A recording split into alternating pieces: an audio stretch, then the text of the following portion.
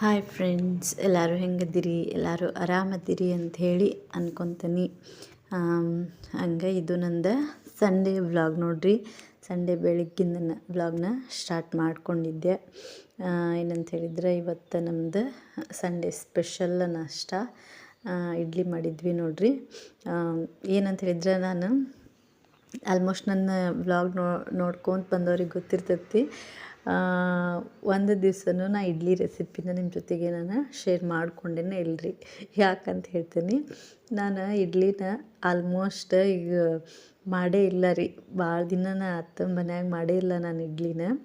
ಅದು ಯಾಕಂತ ಹೇಳ್ಬೇಕಂತಂದ್ರೆ, ಏನಂತಂದ್ರೆ ಮನೆಯವ್ರಿಗೆ ಇಡ್ಲಿ ಅಷ್ಟೇ ಸೇರಂಗಿಲ್ಲ ರೀ ನಮ್ಮ ಮನೆಯವರಿಗೆ. ಮತ್ತು ಅವರೊಬ್ಬರು ತಿನ್ನಲಿಲ್ಲ ಅಂತಂದ್ರೆ ನಮ್ಮ ಸಲುವಾಗಿ ಅಷ್ಟೇ ಮಾಡ್ಬೇಕು. ಅದು ಒಂದು ತಿಂತಾರೆ, ಆದ್ರೂ ಜಾಸ್ತಿ ತಿನ್ನಂಗಿಲ್ಲ, ಆಮೇಲೆ ಇಷ್ಟಪಟ್ಟೆ ತಿನ್ನಂಗಿಲ್ಲ. ಹಾಗಾಗಿ ನಾನು ಇಡ್ಲಿನ ಕಡಿಮೆ ಮಾಡೋದ್ರಿ. ಹಂಗೆ ಯಾರು ಊರಿಂದ ಬಂದಾಗ ಹೀಗೆಲ್ಲ ಮಾಡ್ತಿದ್ದೆ.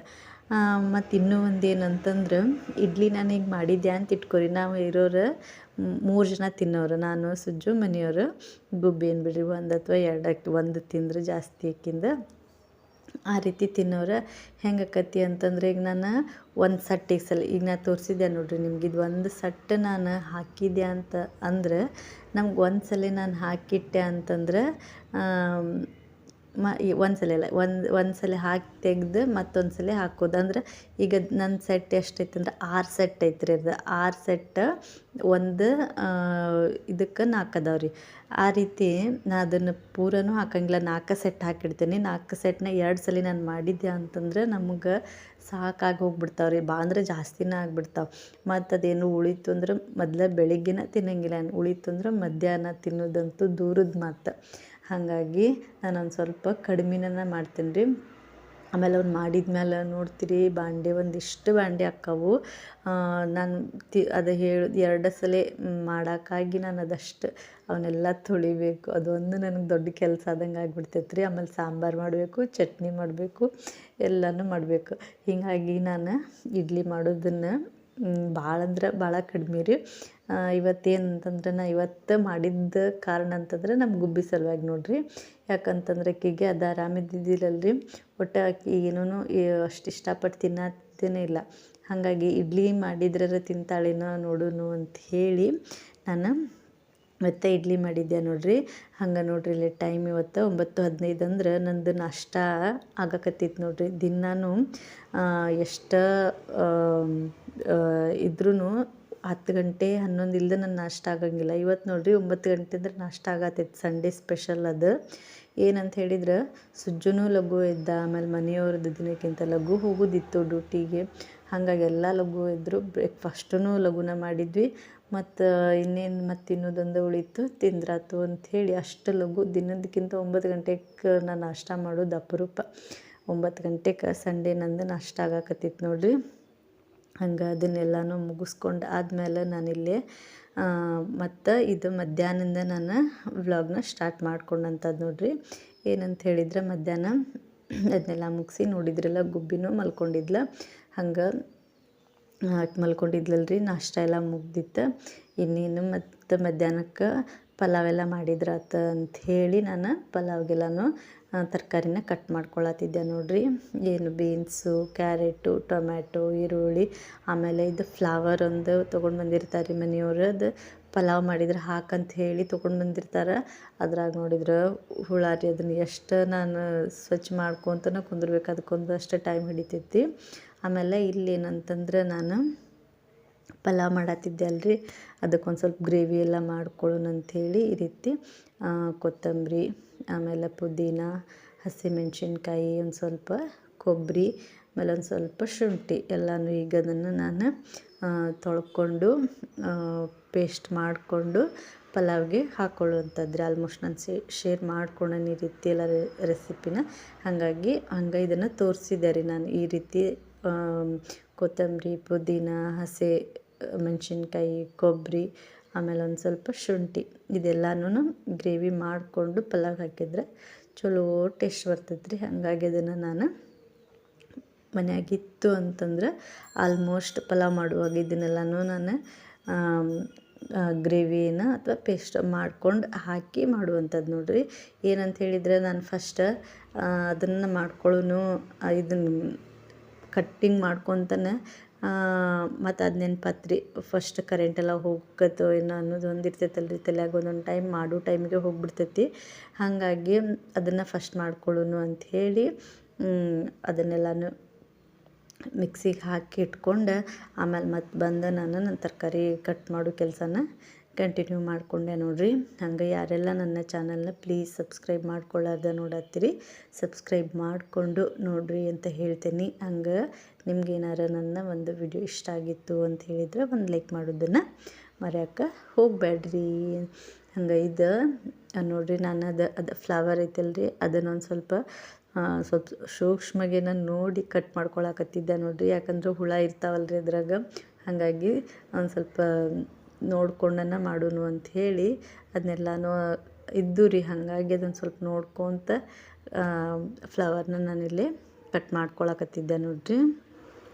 ಊರಿಗೆ ಹೋಗುವಾಗ ಒಂದು ಇನ್ಸಿಡೆಂಟ್ ಆಯ್ತು ರೀ. ಪ್ರೈವೇಟ್ ಬಸ್ ಬುಕ್ ಮಾಡ್ಕೊಂಡು ಹೋಗುವಾಗ ಒಂದ್ಸಲ ನಾವು ಎಷ್ಟು ದಡ್ಡರ ಥರ ಬಿಹೇವ್ ಮಾಡ್ತಿರ್ತೀವಿ ಅನ್ನೋದಕ್ಕೆ ಒಂದು ಎಕ್ಸಾಂಪಲ್ ಕೊಡ್ತೇನೆ ನಾನು. ಹಂಗೆ ಆದಂಥದ್ದು ಆಮೇಲೆ ಎಂತೆಂಥ ಜನ ನಮಗೆ ಸಿಗ್ತಾರೋ ಅಂಥೇಳಿ ಅನ್ನುವಂಥದ್ದು. ಬುಕ್ ಮಾಡ್ಕೊಂಡು ಹೊಂಟಿದ್ವಿ. ಆಲ್ಮೋಸ್ಟ್ ಹೋಗುವಾಗ ಬುಕ್ ಮಾಡ್ಕೊಂಡೇ ಹೊಂಟಿರ್ತೀವಿ. ಹಂಗೆ ಹೊಂಟಿದ್ದೆ, ಮನೆಯವರೆಲ್ಲ ಹತ್ತಿಸಿ ಬಂದರು.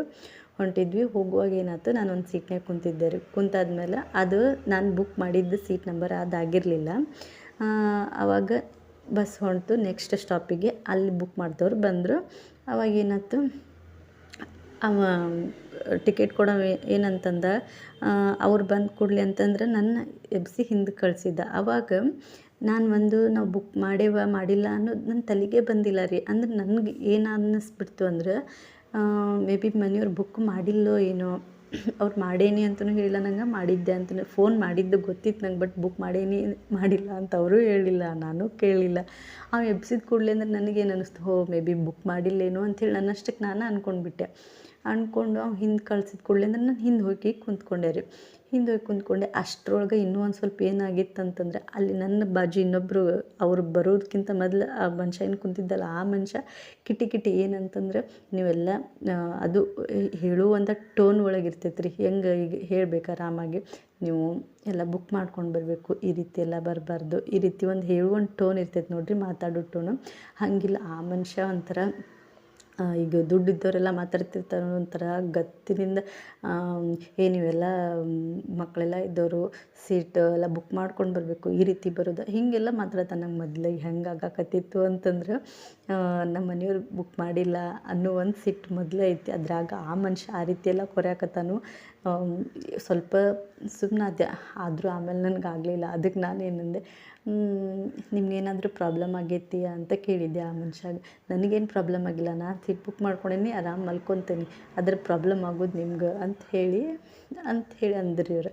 ಅಂದ ಕೂಡಲೇ ಅಂತಂದ್ರೆ ಅಲ್ಲ ಆ ಟೈಮ್ ಒಳಗೆ ಒಂದು ಸ್ವಲ್ಪ ಹೇಳೋದು ನಾನು ಬೇಡ ಅನ್ನಂಗಿಲ್ಲ ರೀ. ಆದರೆ ಹೇಳೋ ರೀತಿ, ಹೇಳೋ ಟೋನು ಚೇಂಜ್ ಇರ್ಬೇಕು.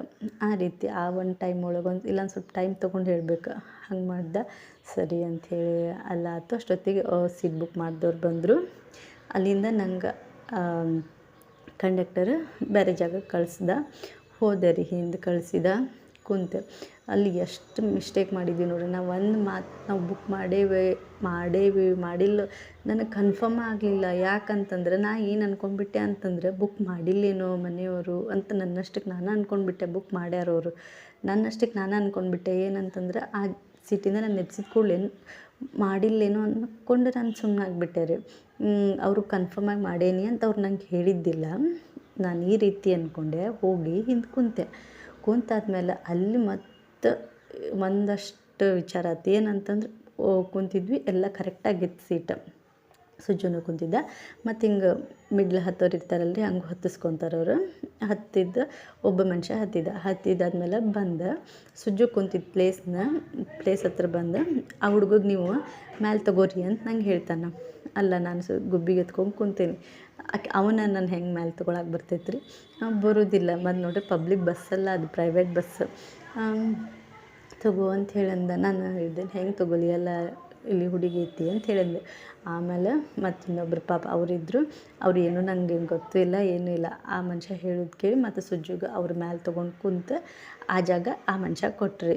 ಇಲ್ಲೇ ಈ ನೋಡಿರಿ 3 ಥರ ಜನ ಸಿಕ್ಕರು ನಮ್ಗೆ. ಆ ಮನುಷ್ಯ ಏನೂ ಮಾತಾಡಿಲ್ಲ. ಒಬ್ಬವ ಸುಮ್ಮನೆ ಹೇಳೋದು ಕೇಳಿ ಸುಜ್ಜಿಗೆ ತೊಗೊಂಡು ಕುಂತು ಆ ಮನುಷ್ಯ ಜಾಗ ಮಾಡಿಕೊಟ್ಟ. ಅಷ್ಟೇ ಮುಗೀತು. ಇನ್ನೊಬ್ಬವ ಅಲ್ಲೇ ಆ ರೀತಿ ಒಂಥರ ಮೆಂಟಲಿ ಇರಿಟೇಟ್ ಆಗ್ಬೇಕು ಆ ರೀತಿ ಮಾತಾಡೋದು. ಹಂಗೆ ಆ ರೀತಿ 3 ಥರ ಜನ ಸಿಕ್ಕರು ನೋಡ್ರಿ. ಅಲ್ಲ ನಾವು ಎಷ್ಟು ದಡ್ರ ಥರ ಮಾಡಿದ್ದೆ. ಒಂದು ಫೋನ್ ಮಾಡಿ ನಮ್ಮ ಮನೆಯವರಿಗೆ ಬುಕ್ ಮಾಡಿರೋ ಇಲ್ಲೋ ಅಂತ ನಾನು ಕೇಳಬೇಕಾಗಿತ್ತು.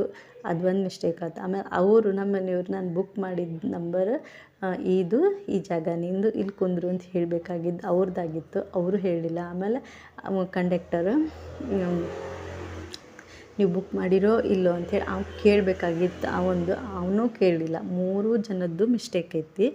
ಆದ್ರೆ ಈಗ ನೀವು ನೋಡತ್ತೀರಲ್ಲ ಇದ್ರಾಗ ಫಸ್ಟ್ ಮೇನ್ ಮಿಸ್ಟೇಕ್ ಯಾರ್ದು? 3 ಜನದ್ದು ಮಿಸ್ಟೇಕ್ ಐತೆ. ಅದು ನನಗಂತೂ ಕ್ಲಿಯರ್. ಬಟ್ ನೀವು ಈಗ ನಿಮ್ಮ ಪ್ರಕಾರ ಈಗ ಮೇನಾಗಿ ಇಲ್ಲೇ ಮಿಸ್ಟೇಕ್ ಆಗಿದ್ದು ಯಾರ ಕಡೆಯಿಂದ ಅಂಥೇಳಿ ನಿಮ್ಗೆ ಅನ್ನಿಸ್ತೈತಿ ಪ್ಲೀಸ್ ಕಮೆಂಟ್ ಒಳಗೆ ನಂಗೆ ಹೇಳ್ರಿ. ಅದಕ್ಕೆ ಅನ್ನಿಸ್ದಂಗೆ ಎಷ್ಟು ನಾವು ಒಂದೊಂದು ಟೈಮ್ ಎಷ್ಟು ದಡ್ಡರ ಥರ ಮಾಡಿಬಿಡ್ತೇವಲ್ಲ ಅಂಥೇಳಿ. So thank you so much.